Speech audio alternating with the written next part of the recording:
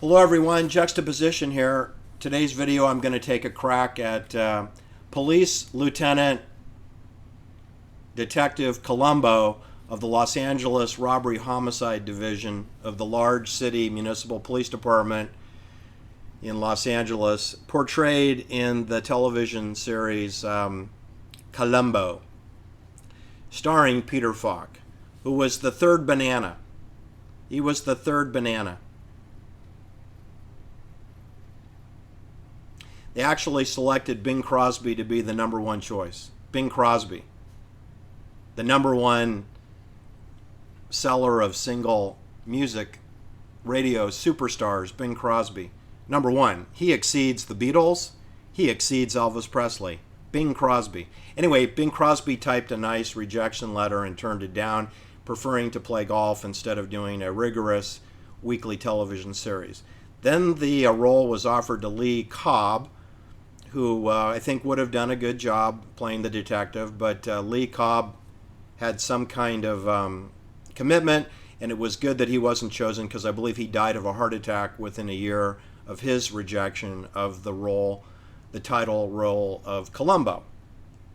So Peter Falk, who said allegedly that he would kill for that part, was the third choice. Peter Falk, who was born September 16th, 1927, in, of course, the Bronx, to Polish-Jewish parents. So Peter Falk is a Polish-Jewish man born in the Bronx. Like most of the characters in my stories are born or live in close proximity to the Bronx. You know, like New Rochelle, or near Fordham University, or near Mount Vernon. Yeah. That's what I'm talking about. So, today's title will be The Liars That Lead Us, because we don't have leaders, okay? We're living in a clandestine, bank-funded, CIA-managed Hollywood, CIA Hollywood, social engineering, fake news, fake stories, reality with fake events that they use to herd us as sheep. That's what we have. And we have, Sleepy Joe Biden and cackling cacophony of chaos Kamala Harris. And we have the pathological liar known as Ron DeSantis, who's basically a Yale University, Harvard Law, Office of Navy Intelligence, Office of Judge Advocacy, Admiralty Military Maritime Law tool, Ron DeSantis, with prisoner dilemma game training from Guantanamo Bay, Cuba, Navy Facility Detention Center. So you're never going to be led anywhere except into a prison cell with Ron DeSantis. By the way, he has 3 children and a wife. So he's 44 years old. He's not going to lead anybody in the swamp known as Florida. And don't feel bad for me. I mean, I have Gavin Newsom, a fake Jesuit indoctrinated, dyslexic fake governor of California, Gavin Newsom, sponsored by Gordon Getty. Right? That's what I got. And I got Nancy Pelosi, and I got Paul Pelosi, and I got Diane Goldman Feinstein Bloom. So I got my own fake leadership problems in CIA California. And Empire State people of New York, don't get me started on Andrew Cuomo from Fordham University. What a disgrace he was. All the leaders in New York are a disgrace. Of course, obviously. That includes Congress people, senators, and the governor, not to mention the mayor of New York City. What a disgrace. They only have disgraceful mayors. All right, so as we do in San Francisco. All right, so where to begin here? The reason that we're led by liars, and the metaphor I'm going to use for that is Peter Falk, because he is CIA all the way, and he's hiding in plain view. And, I bought into the whole mystique of Columbo and this character known as Frank Columbo. That was revealed in one of the episodes, although most aficionados didn't catch on. But it's Frank Columbo, never used his first name, never used his wife's name in any of the television episodes of Columbo, where Columbo always got the right man and always shunted aside the obvious scapegoat, which is, of course, completely the reverse of how it works in real life, where the scapegoat is always arrested, arraigned, and convicted or signs a plea agreement, and we move on. We just move on, right? We're not done with the Paul Pelosi fake hammer attack, but there'll be a plea agreement at some point, and they'll have a person who didn't attack Paul Pelosi plead guilty to a felony of some kind.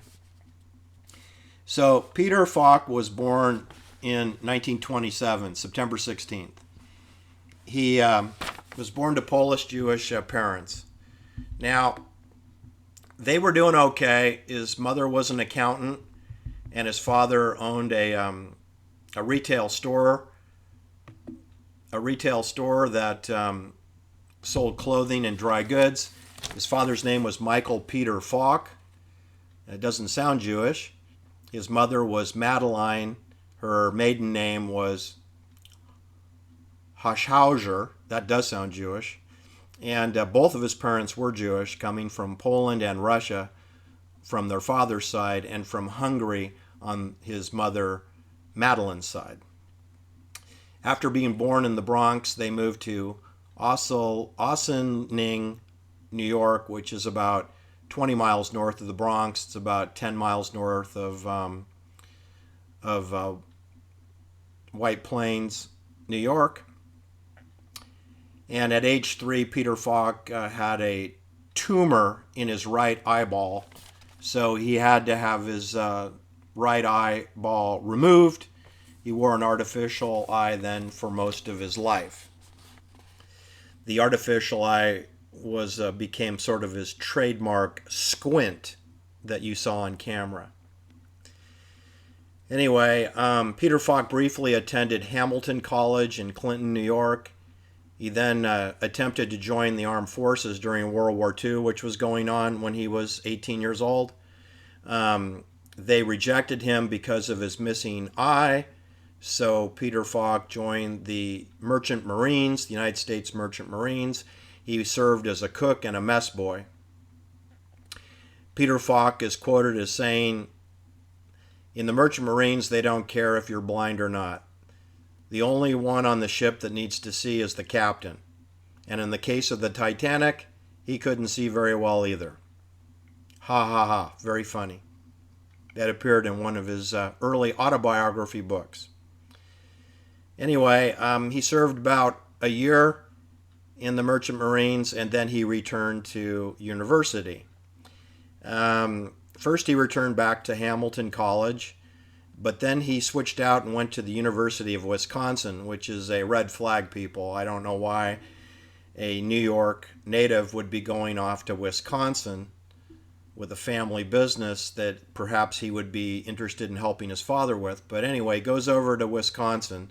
Then he transfers back to New York to the New School of Social Research in New York City. Now that is code for CIA, okay? That's code for CIA. They awarded him a degree, a bachelor's degree in literature and political science in 1951. That's CIA. The New School for Social Research is a graduate level educational institution that is one of the divisions of the New School in New York.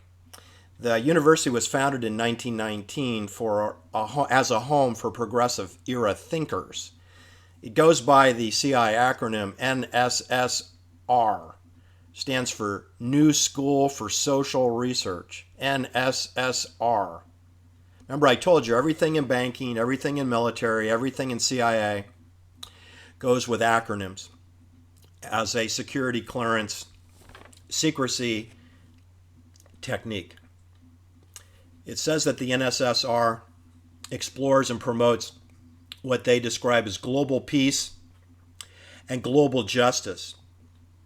It enrolls over 1,000 students from all regions of the United States and over 70 other countries. Let me just comment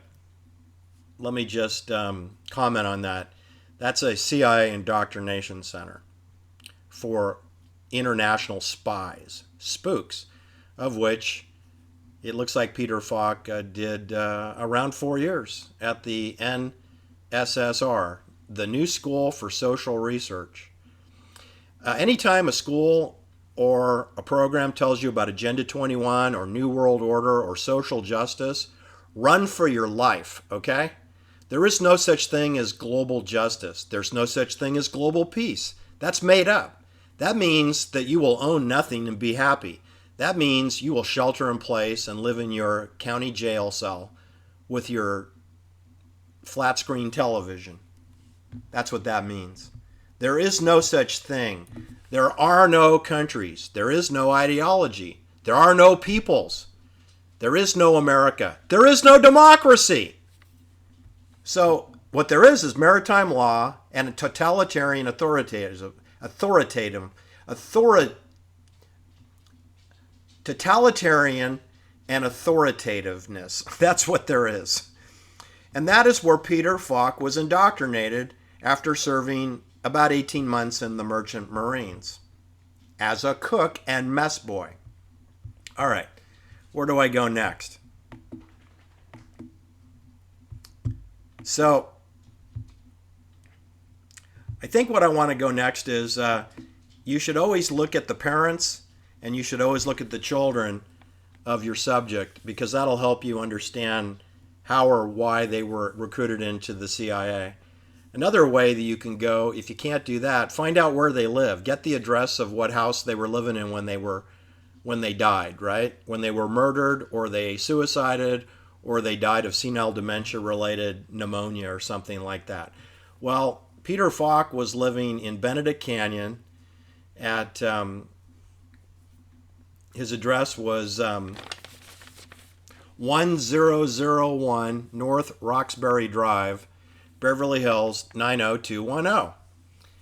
Google it. It's 5 bedrooms, 11 bathrooms, approximately 10,000 square foot, one level home on a 1.86 acre lot.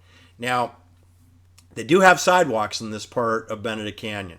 So he's sort of kind of in an enclave, but it's an enclave with sidewalks.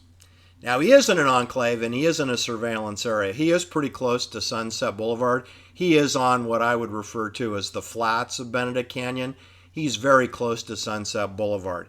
He is walking distance to the Walt Disney estate at 355 North Carrollwood Drive. He is 0.8 of a mile from there. Walt Disney is 0.6 of a mile from the Sharon Tate murder scene, which is 1 kilometer, 1,000 yards away. Walt Disney was. Peter Falk is about 2,000 yards away from Sharon Tate's murder scene. He's in the same zip code. He's in the same general neighborhood as where Abigail Folger and Sharon Tate were murdered. He's down the hill. And he's a little bit down the hill from Walt Disney, who is half the distance. So you'd come to the Walt Disney Mansion, and then you'd hike up the hill, get steeper as you get closer to where Sharon Tate was murdered, because Sharon Tate was in a staged terrorist area for scandalous events like porn, like parties, like surveillance, and then an occasional homicide, or perhaps human sacrifices. It's in an amphitheater part of Benedict Canyon. That's the only real distinction between Cielo Drive and Sunbrook Drive and where Peter Falk lived. It is where he lived is not that dissimilar than where Jose Menendez was murdered. He was also on the flats. He was on the other side, the south side of Sunset Boulevard. But, within a mile of Peter Falk, within about a mile away, over there on North Elm Drive. Nightmare on Elm Street. That's where Michael Jackson lived in that home, and Elton John lived in that home, and then Jose Menendez lived in that home where he was murdered, along with his wife Kitty. And then who moved in? Who moved in after the Jose Menendez murder? Well, and how does that relate to Peter Falk? Well, I'll tell you. William Link moved in.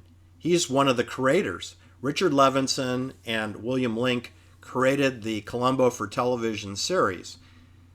And it was William Link who moved into the Jose Menendez murder home in 1990 after they cleaned it up and remodeled it. Would you want to live in a double homicide home? When you had a successful television series featuring Peter Falk as Columbo? I don't know. But that's what happened. So what I'm saying is that nobody that you think you know in Hollywood is in charge. There was a famous interview that I can't seem to find regarding Robert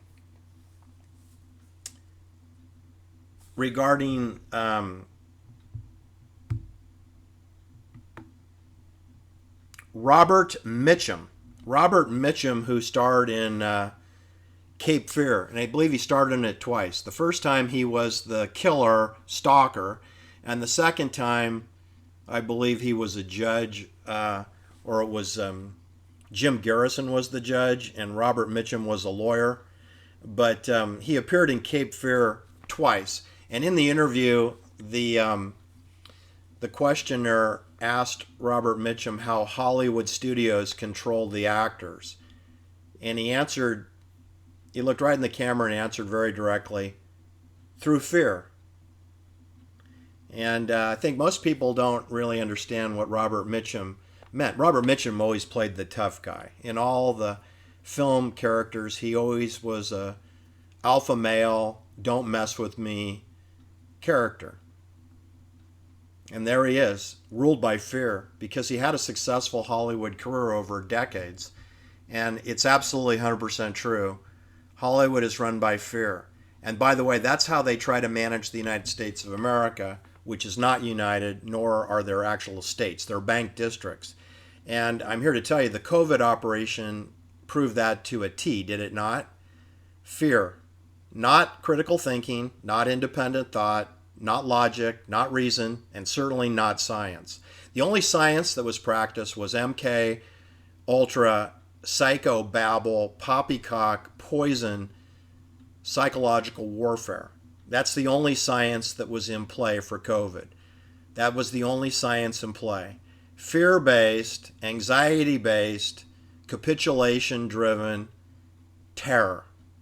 Operation Phoenix, Operation Gladio, Operation Hollywood. And there's Peter Falk living at 1001 Roxbury Drive, down the hill from where Sharon Tate is murdered. That's where Peter Falk lived his last few years. 1001 North Roxbury Drive, Beverly Hills, 90210. Now, if you're wondering who else lived in that home, because guess what? Peter Falk wasn't the first person to live in that home, which was built around the same time that the Sharon Tate murder scene was built. So, since we're on that subject, let's talk about who lived in that home, because I think it will illustrate my point here. Jeez, come on, where is it?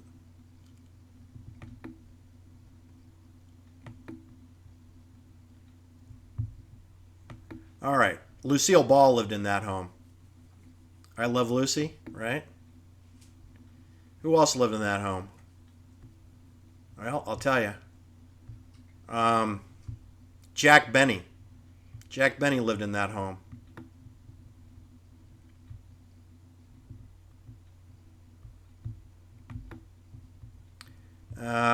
Let's see.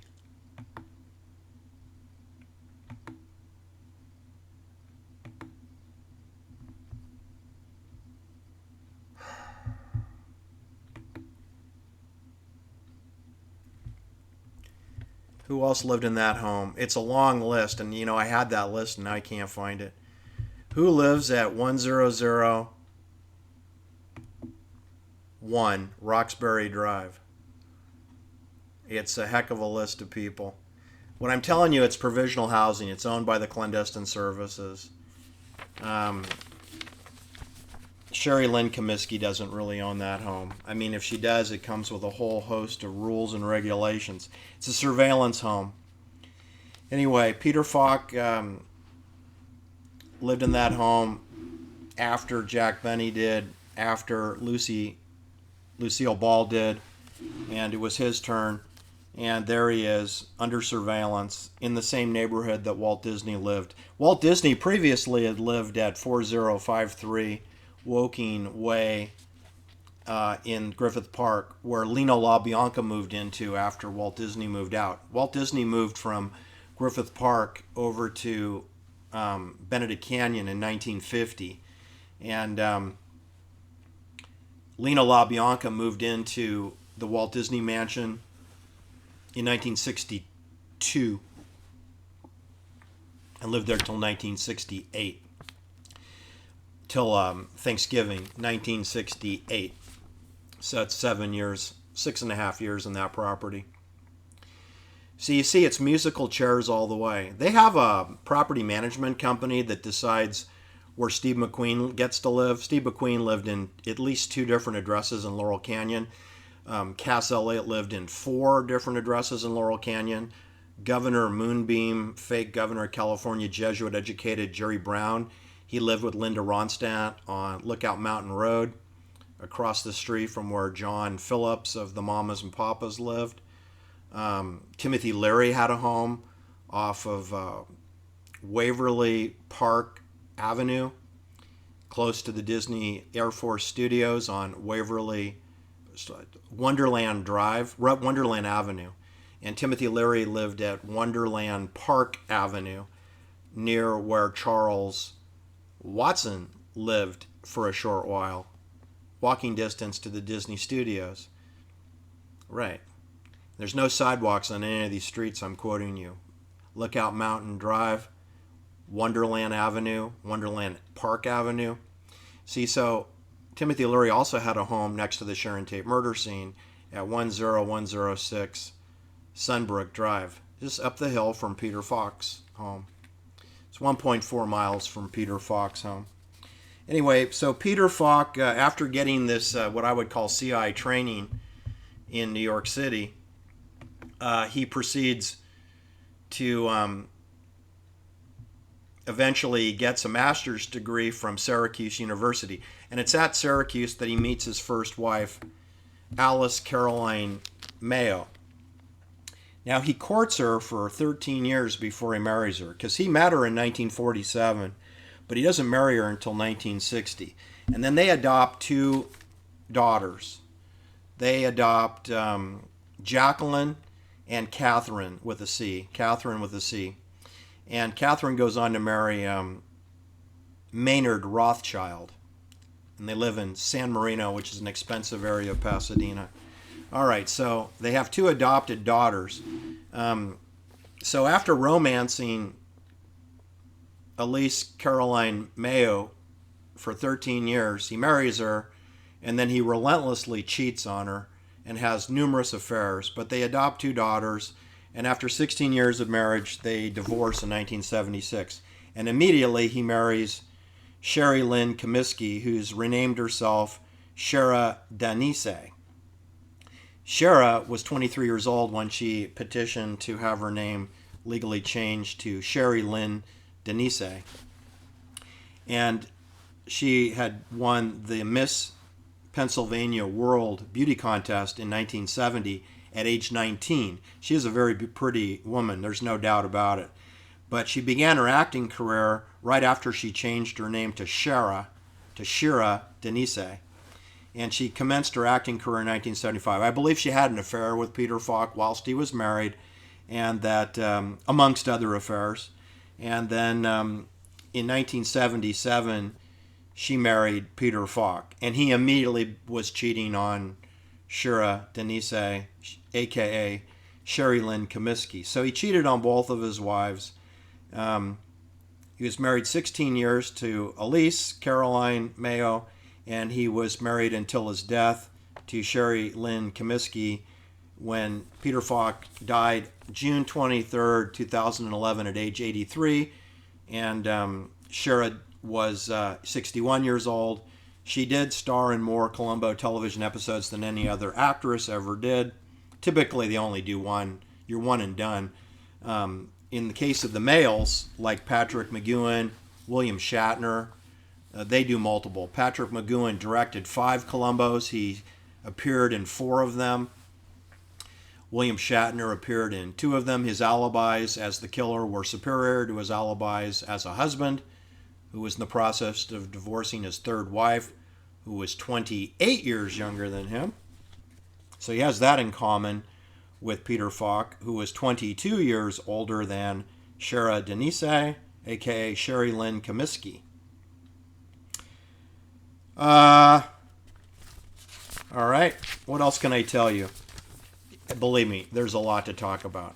But the most important thing that I want to discuss, it came from excerpts of a biography, which is probably partially untrue and partially true, regarding Peter Falk, sex, and booze. Because Peter Falk liked to drink, he liked to carouse, he liked to be a philanderer, and that's all fine and good. I'm just saying it's between him and his wife's what the policy is of their marriage. But he actually did apply to be a CIA spy, and if not that, or a sniper, rifleman. And allegedly he was turned down again because he only had one eye. I don't believe that for a second. I think when Peter Falk, 5'6", walks into your office and you're a clandestine service warrior or a banker, you say, I can use this guy. Because the Columbo character and the Peter Falk portrayal of that character is just the antithesis of me. I'm tall, I'm confident, I know what I know, I believe my eyes, I believe my ears. The Peter Falk character was disheveled, dressed, like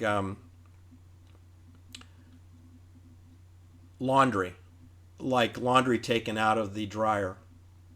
He was wrinkled, he was disheveled, he had a cigar, a stinky cigar. He never knew where to put out the ashes. He's always in search of an ashtray. Or he'll put the ashes in his pocket of his raincoat. And believe me, nobody wears a raincoat in Los Angeles. It never rains.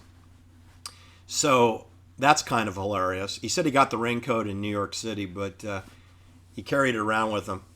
And it was never washed. And it was just, he was a ragamuffin, right? So he's disarming because most people evaluate you based on how tall you are, whether you're handsome, whether you're well-dressed, what kind of shoes you're wearing, whether your shirts are pressed.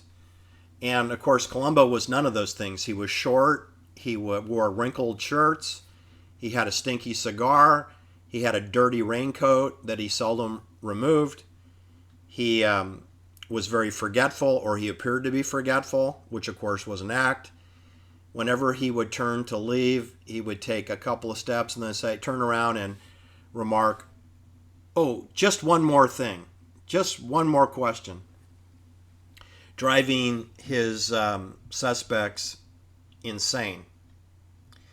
Peter Falk began starring in Columbo in 1971, and he chewed on his cigar.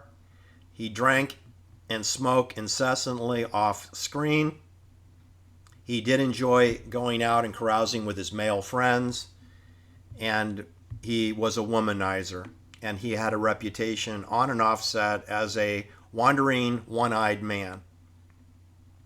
He lived his life to the fullest. He loved carousing. He loved women. He loved painting nude women. He was a painter, and he loved nude women, of course. Who doesn't? So I'm not criticizing him. I'm just telling you how it was. And as far as the CI laughing him out of the building because he had a glass eye, that's a mendacity. That's applied linguistics. The CI would embrace him. Columbo kind of reminds me of Ron DeSantis, because Ron DeSantis is the kind of guy that I want to believe in, right? But see, I don't believe in Peter Falk, and I don't believe in Ron DeSantis, because I see them as Trojan horses. I see them as the liars to lead us. And I don't follow liars. I just don't.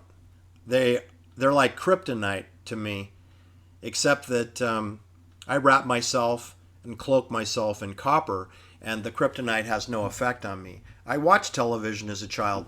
The only television shows that I took seriously were the Beverly Hillbillies, starring Buddy Ebsen, and The Twilight Zone. I took those as CIA bank anthropology, social engineering documentaries. The Beverly Hillbillies